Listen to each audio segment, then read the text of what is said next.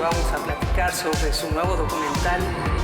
Te convertiste de hecho en un documentalista comprometido. Hoy tenemos un gran personaje. Marta Anaya, la entrevista. ¿Qué tal? Hoy vamos a platicar con Lorenzo Córdoba, consejero presidente del Instituto Nacional Electoral, que vaya, que está bajo metralla en estos días, ¿verdad, doctor? ¿Qué tal? ¿Preocupado? Marta, qué gusto de saludarte, un gusto de veras de estar contigo. Bueno, es parte, digamos, de los gajes del oficio, ¿no? El Instituto Nacional Electoral siempre, igual que el IFE antes, pues está sujeto a presiones, a retos discursivos de los actores políticos. Es parte del rol del arbitraje. Mira, no es casualidad, pero ahora estaba justamente rescatando un texto que me encanta a mí de Eduardo Galeano sobre el fútbol, en donde al hablar del árbitro dice que los derrotados, es la acusación que le hacen al árbitro, dice Galeano, los derrotados siempre pierden por él y los victoriosos ganan a pesar de él. Es parte de la historia, digámoslo así, del árbitro. Entonces, es parte de los gajes del oficio, pero sí, digamos que defendiendo lo que es un mandato constitucional, Marta. Pero yo no recuerdo que a nivel presidencial haya sido tan señalado como ahora, a ver, como con Andrés Manuel. No, en efecto, probablemente nunca había habido una narrativa desde la tribuna más alta de la República en contra del un órgano electoral. Pero bueno, pues son estilos, diría yo, y creo que lo que estamos escuchando es la postura de un actor político que se asume como un actor político y por lo tanto, pues el INE tiene que comportarse como se comporta con los actores políticos, no entrar en una discusión frontal, yo creo que no nos lleva a ningún lado. Pero a ver, el presidente dice que se va a elegir como guardián de la elección. Primera pregunta, ¿puede hacerlo? ¿Tiene derecho a hacerlo?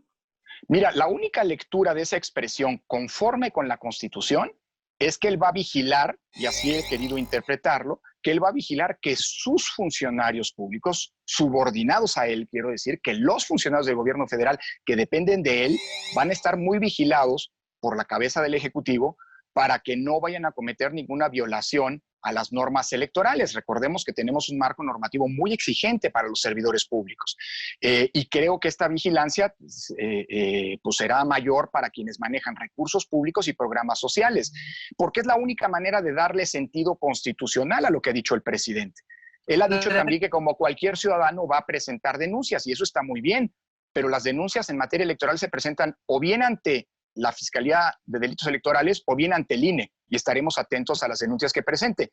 Porque guardián constitucional de las elecciones ya tenemos, es el INE. Hay que leer lo que dice el artículo 41 constitucional. Así que lo que yo quiero es no decirle al presidente que no es un guardián, sino más bien que darle, digamos, esta salida, esta interpretación, que es la única interpretación conforme con nuestro marco constitucional, que es que va a ser un guardián de que los funcionarios que dependen de él no vayan a violar el marco legal.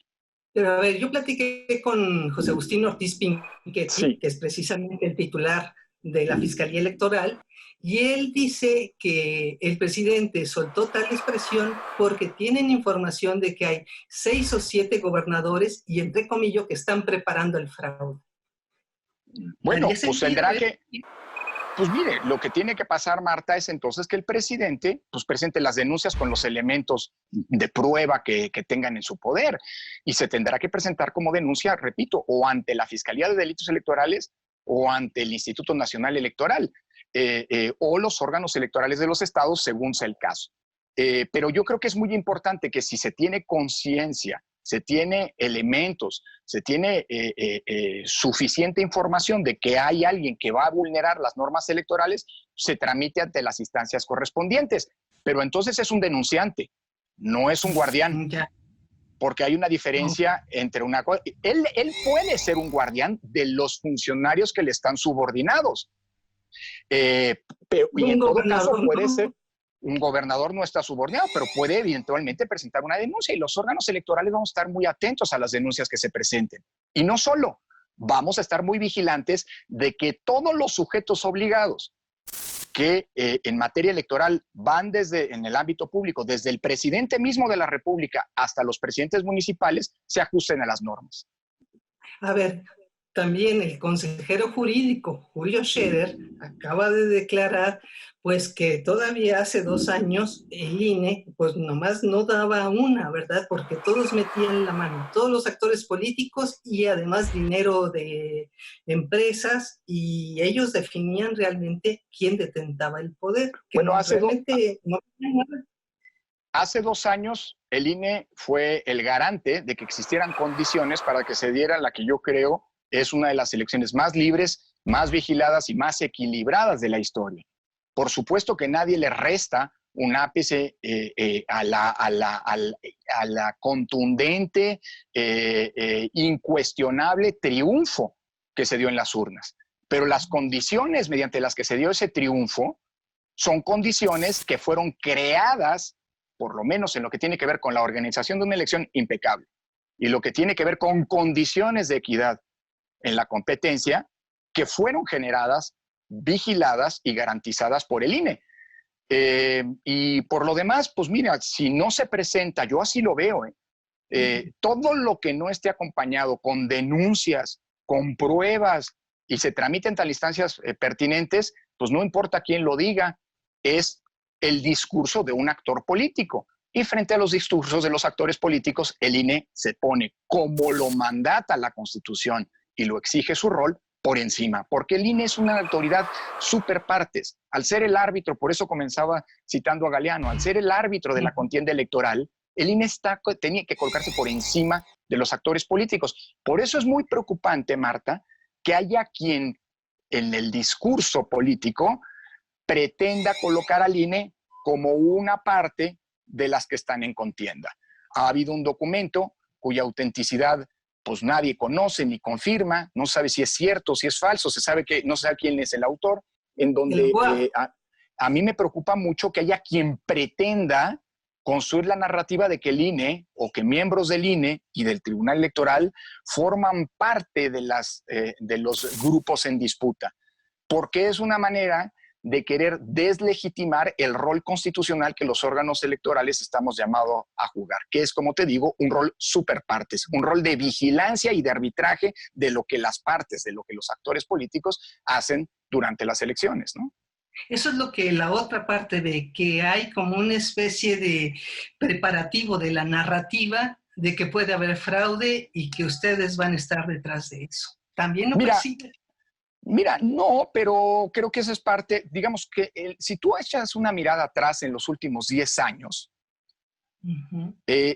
no hay una sola fuerza política, no hay una sola fuerza política que en algún momento, en alguna coyuntura específica, no haya señalado que la derrota electoral que sufrió fue producto de un fraude o de una manipulación dolosa de los resultados. Es decir, a mí me gusta mucho citar un texto de una conferencia que vino a dar a México Felipe González a finales de la época de la década de los 90, cuyo título es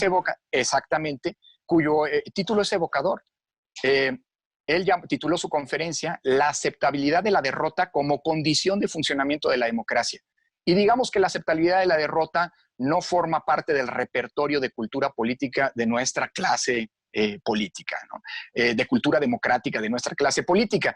Hemos visto, digámoslo así, este fenómeno de no aceptación de la derrota en todo el espectro político en algún momento en la última década. Por eso a mí lo que me parece es que, pues que es una narrativa que no se corresponde con la realidad. Porque si eso fuera cierto, entonces que alguien me explique cómo es que en los últimos 5 años, desde 2015 hasta 2019, todavía no se realizan las elecciones de este año, por eso hablo solo de 5 años, desde que el INE existe y participa en la organización de los procesos electorales locales, hemos tenido el índice de alternancia más grande de nuestra historia, Marta. Sí. Alrededor de un 60% de los cargos públicos han cambiado de una elección a la otra. O dicho al revés, la posibilidad de que un partido que gana una elección gane la siguiente ronda electoral es de apenas 4 de cada 10 posibilidades. Y esto no sería posible si las elecciones fueran manipuladas, porque que gane la oposición, a eso se refiere la alternancia, significa que existen las condiciones para que las y los ciudadanos, ejerciendo su voto libre, decidan quién los gobierna y premien o castiguen las acciones de gobierno. Y eso es lo que ha venido ocurriendo en México. A mí no me gusta entrar, insisto, porque somos autoridad electoral y no vamos a discutir con los actores políticos a quienes arbitramos y regulamos. Pero además, a mí no me gusta discutir sobre la base de lo que son apreciaciones o dichos. Me gusta discutir sobre hechos. Y ahí hay un dato que me parece irrefutable. El índice de alternancia demuestra que en México existen condiciones democráticas de acceso al poder. Y eso lo vamos a garantizar en 2021, por supuesto. Pero a propósito, de hecho, del lado de Andrés Manuel, pues también trae su propia narrativa. Él dice que en 2006 y en 2012, a él particularmente, pues en una le hicieron fraude y en la otra pues no vieron cómo se excedieron los topes de campaña. Entonces él también dice hablar sobre hechos, sobre experiencia, y parece ser que esos fantasmas 2006, 2012 que le tocaron personalmente son los que traen ahora encima, y de ahí que incluso pida su renuncia. Bueno, a ver, en 2006 yo no estaba en el IFE, primer punto. En el 2012 era consejero del IFE, pero muchas de las decisiones las perdí porque hubo una mayoría que tomó decisiones con las que yo eventualmente no estaba de acuerdo. Pero a mí no me gusta hablar del pasado, o en todo caso me gusta hablar del pasado del que soy directamente responsable junto con los colegas que integramos el Consejo General. Por eso yo no me voy a hablar de las calendas griegas, me voy a habrar de la época en la que el INE es INE y en donde hemos ejercido las nuevas atribuciones constitucionales. Vuelvo a insistir, si aquí lo que predominara fueran intereses oscuros y no el voto ciudadano, pues que alguien me explique cómo hemos tenido este periodo de alternancia. Por cierto, un dato, Marta, del que ningún partido es un beneficiario exclusivo. Todos los partidos políticos han ganado y perdido elecciones, ¿no? En este periodo de 5 años. Y uno de los partidos, no el único, pero uno de los partidos más beneficiados de este fenómeno de alternancia, no es el único, insisto, pero es el de los más beneficiados, es el propio partido político que fundó el presidente de la República. Cierto, aunque él dice que llegó porque no les quedó de otra y que ¿por qué te molestas? Bueno, pues ese es un punto de vista. Digamos, podemos hacer una reconstrucción de todas las decisiones que tomó el INE para garantizar equidad en la contienda y analizar si esas son o no elementos que generaron condiciones para que las y los ciudadanos votaran como votaron, libremente. Yo no estoy diciendo el sentido del voto, no le estoy escatimando. Digo, el presidente de la República ganó en una elección absolutamente legítima. Todos los votos que obtuvo son votos legítimos, por cierto, igual que los que votaron por los candidatos y por los partidos perdedores. Pero las condiciones sí fueron creadas por el Instituto Nacional Electoral, que por cierto reconoció y corrigió el rumbo luego de muchas críticas que se le hicieron en 2017. Sí. Pienso, por ejemplo, en el acuerdo que tomamos para generar lo que llamamos cancha pareja. Ese acuerdo lo tomó el INE. Pienso, por ejemplo, en la prohibición del uso de las tarjetas estas que te daban beneficios. Pienso en las reglas para que no se usaran los programas sociales con fines políticos. Pienso, por ejemplo, en las reglas que tomamos para garantizar, cuando el Tribunal Electoral nos obligó a poner reglas de la aparición en la publicidad, ¿te acordarás? Sí. Bueno, es que mira, cada quien cuenta cómo le va en la historia y construye la historia que quiere. Yo me acuerdo cómo acusaban al INE de no bajar al entonces presidente de Morena, Andrés Manuel López Obrador, de los spots que le correspondían a ese partido. Y nos acusaban de que estábamos cargando los dados, nos acusaban de morenistas, que estábamos cargando los dados para beneficiar a López Obrador. Me acuerdo, por ejemplo, cuando en pleno proceso electoral yo le hice la advertencia a los empresarios del país que tuvieran mucho cuidado con las cartas que le estaban mandando a sus empleados porque estaban muy cerca de cometer un ilícito electoral.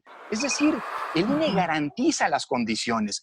Los votos los obtienen las y los candidatos, pero nadie, a menos que tenga un interés político, y se vale, nada más faltaba, puede asumir que el INE haya sido un factor o no haya sido un factor para garantizar condiciones de la que es la elección más libre de la historia. Lo demás son narrativas que políticamente se construyen y sobre las cuales nosotros no tenemos ningún tipo de interés en polemizar. Hay quien dice que la democracia nació el 1 de julio de 2018, con lo cual, por cierto, reniega de los esfuerzos. No, es que lo han dicho, que antes no había democracia y que ahora hay democracia. A ver, ojalá y el 1 de julio de 2018 haya comenzado una época del país que resuelva los grandes problemas nacionales de pobreza, de desigualdad, de corrupción, de impunidad, de inseguridad.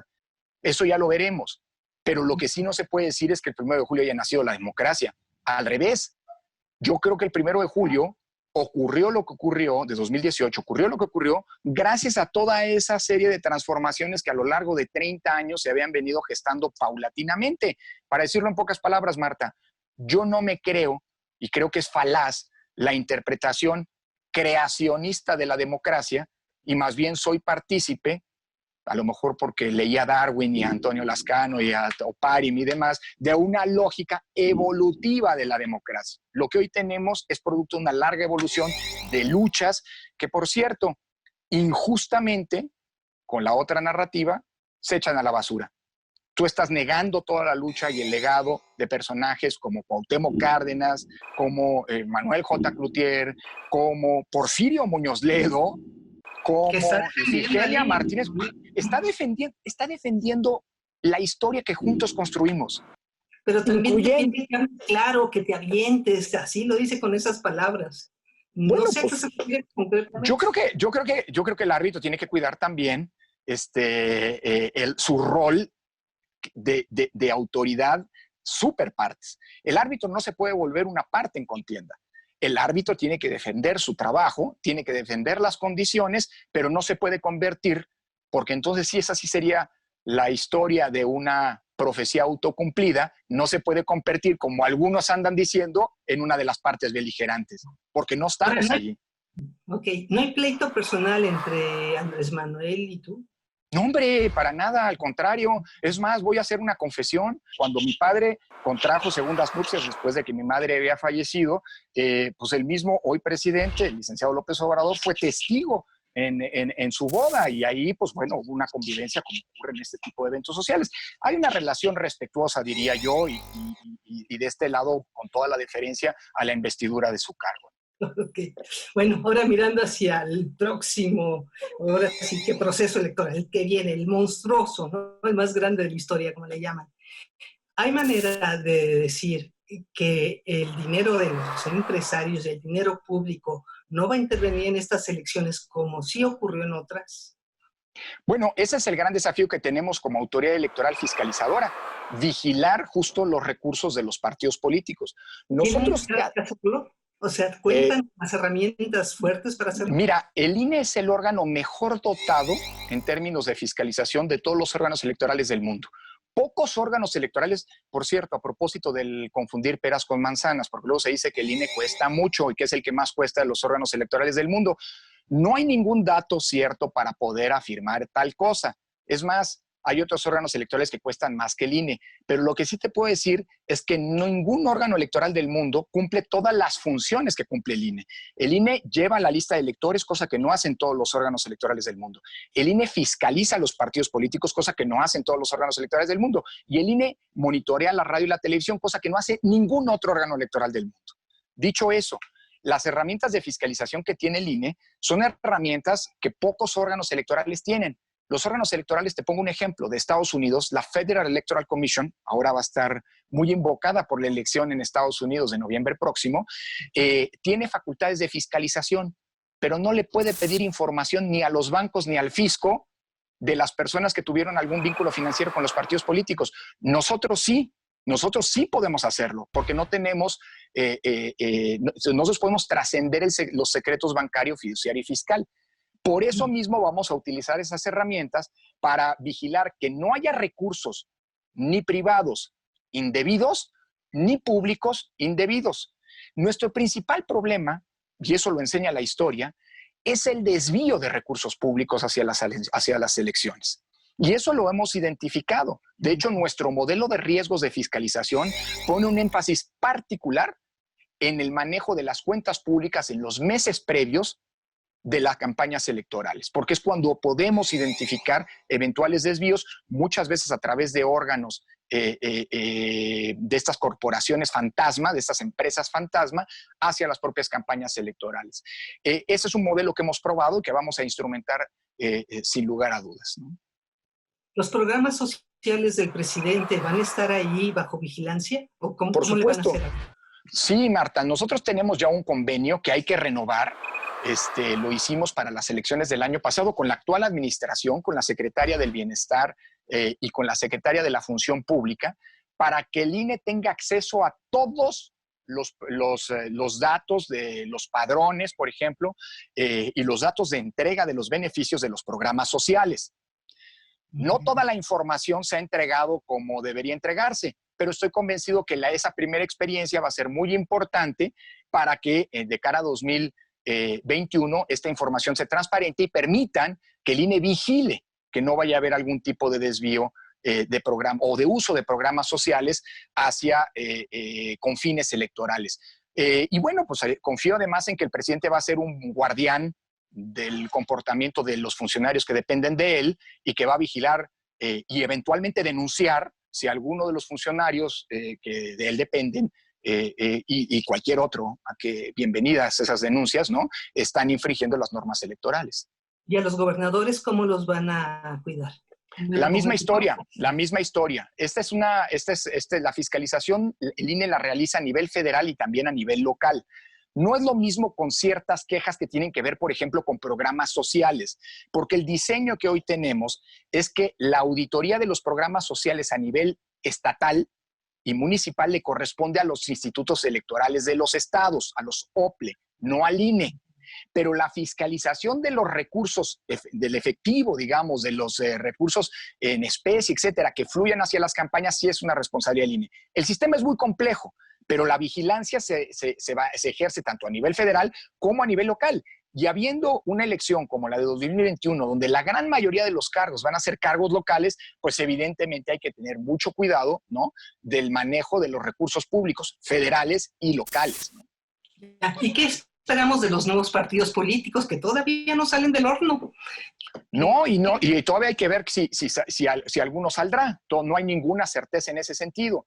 Mira, Marta, lamentablemente la pandemia nos obligó a suspender una serie de actividades que son indispensables para poder definir si estas 7 organizaciones que han manifestado al final su intención de convertirse en nuevos partidos políticos cumplieron los requisitos.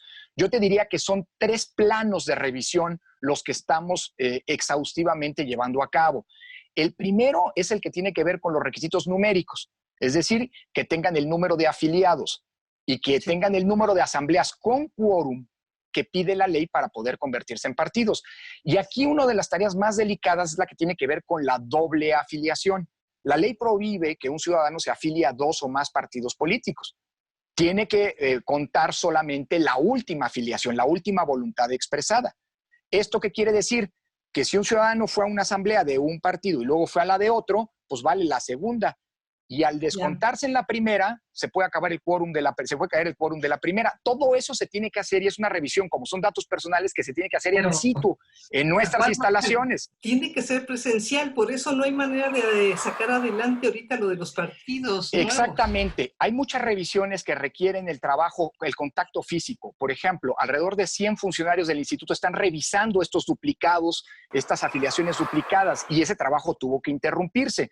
Por eso mismo pospusimos el otorgamiento, la definición respecto de los nuevos partidos. Además, tenemos que a esta tarea, digámoslo así, de revisar que no haya duplicados, que se cumplan los requisitos numéricos, como te decía, tenemos además que vigilar o revisar las cuentas de ingresos y gastos, el dinero pues que utilizaron durante sus actividades de proselitismo. Y finalmente, tenemos que verificar que no hayan intervenido ninguno de los entes prohibidos por la ley en la constitución de nuevos partidos. Pienso en sindicatos, iglesias, partidos, otros partidos políticos o bien gobiernos. Todo esto implica procedimientos, investigaciones que se están haciendo, pero algunas de las cuales requieren que se levanten las condiciones de pandemia porque implican trabajo de campo. Por eso pospusimos la definición respecto a si habrá o no nuevos partidos y cuáles serán. no a partir del 1 de julio, sino a partir del inicio de septiembre, justo antes de que arranque el proceso electoral en el que participarán eventualmente por primera ocasión. Ya, pero tienen que salir antes del 1 de septiembre o la primera semana, ¿verdad? Pues es lo ideal, porque vaya, una vez que arranca el proceso electoral, creo que una de las certezas importantes, tanto para los contendientes como para las propias ciudadanas y ciudadanos, es saber quiénes serán los actores políticos que competirán por su voto en las urnas, ¿no? Pero si no saliera, ¿no compiten o sí? Mira, el problema es que nosotros no vamos a... El dilema en que se encuentra la autoridad electoral, Marta, es si damos base por bola o regalamos los registros porque no tuvimos oportunidad por vía de la pandemia en hacer las revisiones que mandata la propia ley. Y creo que eso sería una situación muy grave. Estamos hablando de institutos que van a recibir o instituciones que eventualmente van a recibir financiamiento público, acceso a la radio y a la televisión y podrán postular candidatos a los cargos de elección popular. Entonces yo creo que todos estas revisiones puntuales y exhaustivas tienen que hacerse. Tenemos que encontrar ese espacio y ojalá y no tengamos que vernos en una eventual posposición. Hoy en nuestra ruta crítica estamos por acabar estas revisiones. Ese es el plan que tenemos justo para que a principios de septiembre podamos saber en definitiva quiénes son los que aparecerán en la boleta electoral. Bueno, nos fuimos a la carrera, pero se nos acabó el tiempo. Qué impresión, Lorenzo Córdoba. Muchísimas gracias. Al contrario, Marta, es siempre un placer y cuenta, mira, espacios como este yo estoy convencido que van a ser fundamentales, como el tuyo, para explicar una elección que va a ser distinta a todas las demás, entre otras cosas porque van a ser el primer ejercicio democrático y electoral post pandemia. Y habrá muchísimos temas que serán novedosos. Así que cualquier espacio como el tuyo, privilegiado para poder explicar y hacer pedagogía pública, siempre será agradecido. Muchas gracias, Marta. Al contrario, hasta luego. Y vamos a platicar sobre su nuevo documental. Te convertiste, de hecho, en un documentalista comprometido. Hoy tenemos un gran personaje. Marta Anaya, la entrevista.